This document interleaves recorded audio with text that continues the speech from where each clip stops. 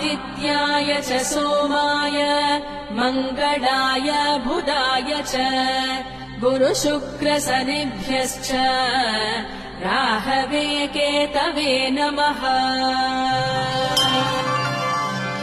आदित्याय च सोमाय मङ्गलाय बुधाय च गुरुशुक्रशनिभ्यश्च राहवे केतवे नमः।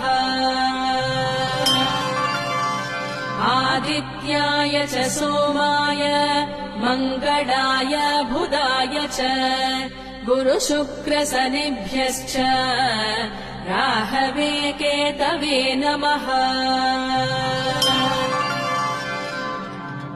आदित्याय च सोमाय मङ्गलाय बुधाय च